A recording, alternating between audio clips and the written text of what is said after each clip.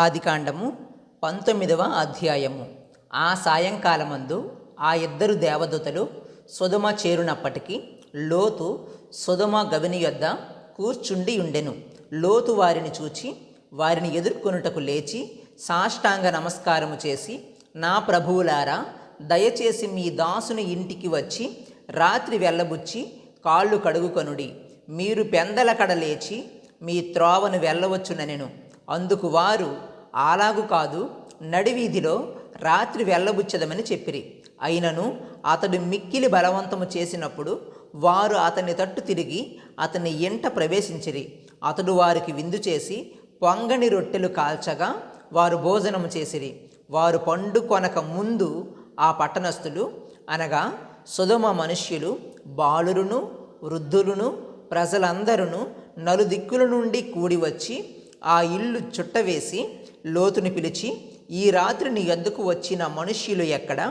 మేము వారిని కూడినట్లు మా యొద్దకు వారిని వెలుపలికి తీసుకుని రమ్మని అతనితో చెప్పగా, లోతు వెలుపల ద్వారమునొద్దనున్న వారి దగ్గరకు వెళ్ళి తన వెనుక తలుపు వేసి, అన్నలారా, ఇంత పాతకము కట్టుకొనకుడి.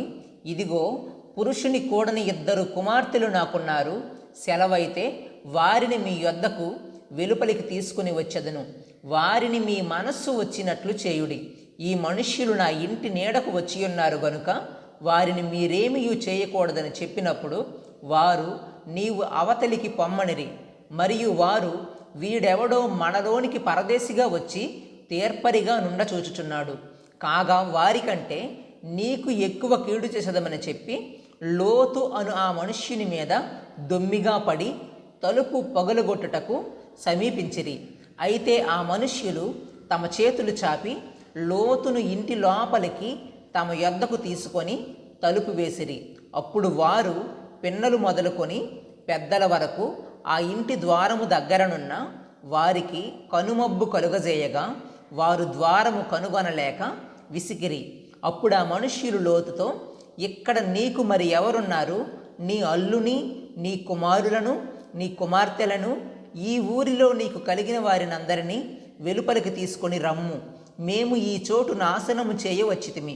వారిని గూర్చిన మొర యెహోవా సన్నిధిలో గొప్పదాయను గనుక దాని నాశనము చేయుటకు యెహోవా మమ్మును పంపినని చెప్పగా, లోతు బయటికి వెళ్ళి తన కుమార్తెలను పెండ్లాడనయున్న తన అల్లుళ్లతో మాటలాడి, లెండి, ఈ చోటు విడిచిపెట్టి రండి. యెహోవా ఈ పట్టణమును నాశనము చేయబోవుచున్నాడని చెప్పెను. అయితే అతడు తన అల్లుల దృష్టికి ఎగతాళి చేయువాని వలె నుండెను. తెల్లవారినప్పుడు ఆ దూతలు లోతును త్వరపెట్టి, లెమ్ము, ఈ ఊరి దోష శిక్షలో నశించిపోకుండా నీ భార్యను, ఇక్కడనున్న నీ ఇద్దరు కుమార్తెలను తీసుకుని రమ్మని చెప్పిరి. అతడు తడువు చేసెను. అప్పుడు అతని మీద యెహోవా కనికరపడుట వలన ఆ మనుష్యులు అతని చేతిని, అతని భార్య చేతిని, అతని ఇద్దరు కుమార్తెల చేతులను పట్టుకొని వెలుపలికి తీసుకొని వచ్చి ఆ ఊరి బయట నుంచిరి. ఆ దూతలు వారిని వెలుపలికి తీసుకుని వచ్చిన తరువాత ఆయన, నీ ప్రాణమును దక్కించుకొనున్నట్లు పారిపొమ్ము, నీ వెనుక చూడకము, ఈ మైదానములో ఎక్కడనూ నిలువక నీవు నశించిపోకుండా ఆ పర్వతమునకు పారిపొమ్మని చెప్పగా, లోతు, ప్రభువా, అలాగు కాదు. ఇదిగో, నీ కటాక్షము నీ దాసుని మీద వచ్చినది. నా ప్రాణము రక్షించుట వలన నీవు నా ఎడల కనుపరిచిన నీ కృపను ఘనపరచితివి. నేను ఆ పర్వతమునకు తప్పించుకొని పోలేను. ఈ కీడు నాకు సంభవించి చచ్చిపోవుదునేమో. ఇదిగో, పారిపోవుటకు ఈ ఊరు సమీపములో ఉన్నది. అది చిన్నది. నన్ను అక్కడికి తప్పించుకొని పోనిమ్ము.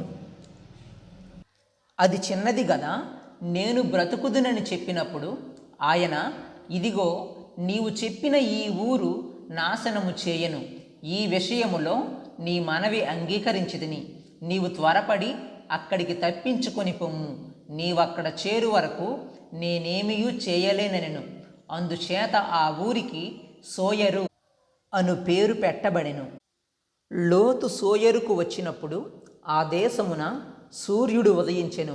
అప్పుడు యెహోవా సొదొమ మీదను గొమొర్రా మీదను యెహోవా యొద్ద నుండి గంధకమును అగ్నిని ఆకాశము నుండి కురిపించి ఆ పట్టణములను, ఆ మైదానం అంతటిని ఆ పట్టణములలో నివసించిన వారినందరినీ నేల మొలకలను నాశనము చేసెను.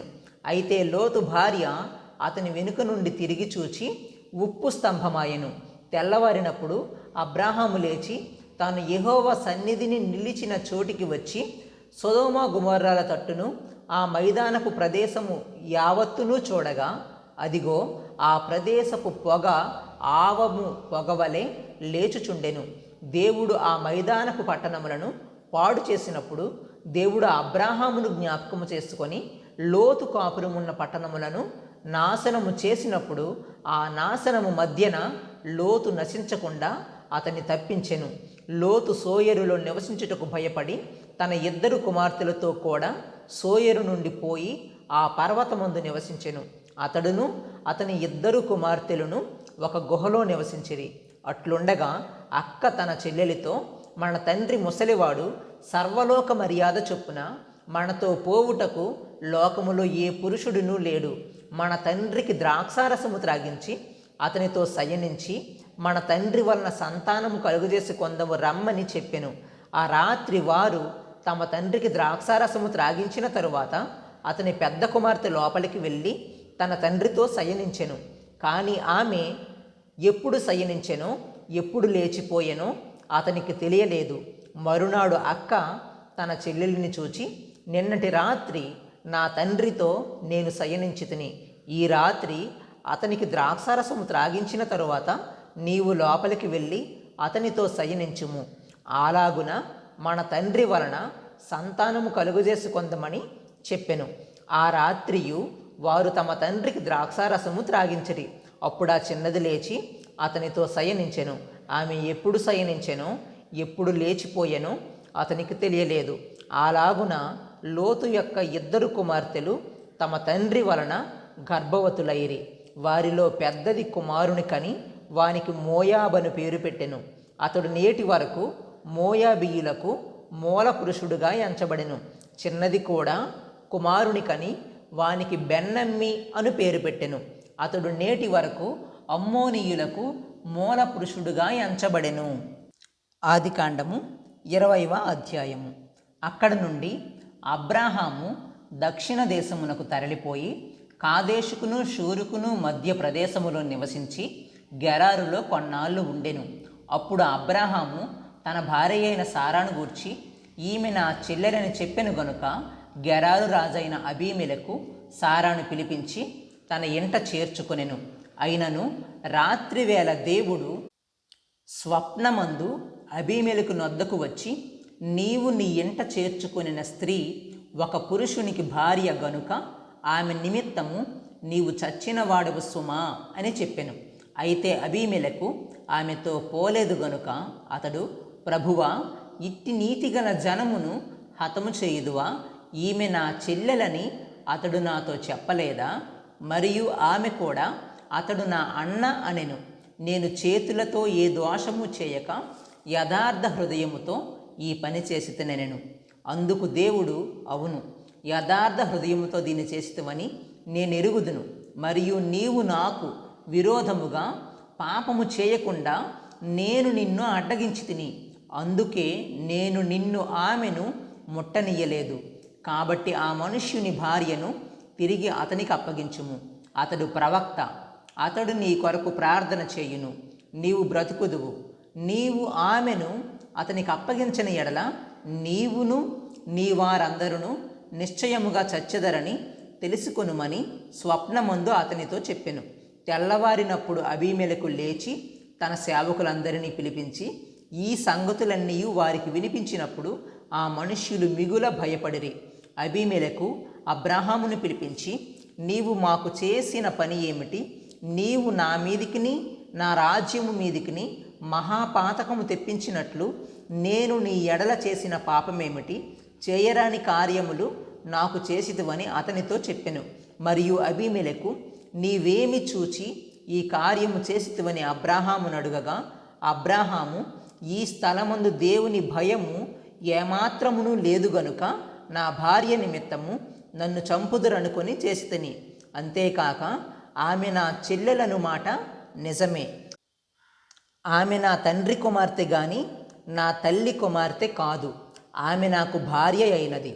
దేవుడు నన్ను నా తండ్రి ఇల్లు విడిచి దేశాంతరము పోవునట్లు చేసినప్పుడు నేను ఆమెను చూచి, మనము పోవు ప్రతి స్థలమందు ఇతడు నా సహోదరుడని నన్ను గూర్చి చెప్పుము. నీవు నాకు చేయవలసిన ఉపకారం ఇదే అని చెప్పి తినెను. అబీమెలెకు గొర్రెలను గొడ్లను దాసదాసీజనులను రప్పించి అబ్రాహాముకిచ్చి అతని భార్య అయిన సారాను అతనికి తిరిగి అప్పగించెను. అప్పుడు అబీమెలెకు, ఇదిగో నా దేశము నీ ఎదుటనున్నది, నీకిష్టమైన స్థలమందు కాపురముండుమనెను. మరియు అతడు సారాతో, ఇదిగో నీ అన్నకు నేను 1000 రూపాయలు ఇచ్చియున్నాను. ఇది నీ యొద్దనున్న వారందరి దృష్టికి ప్రాయశ్చిత్తముగా నుండుటకై ఇది నీ పక్షముగా ఇచ్చియున్నాను. ఈ విషయమంతటిలో నీకు న్యాయము తీరిపోయినదనెను.